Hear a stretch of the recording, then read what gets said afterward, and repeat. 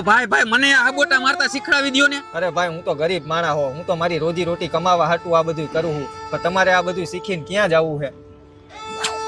પણ મારે એમ નથી શીખવું, તમે મને હબોટા મારો, હું તમને પૈસા આપું બસ. કાંઈ વાંધો નહીં, કાટ શર્ટ.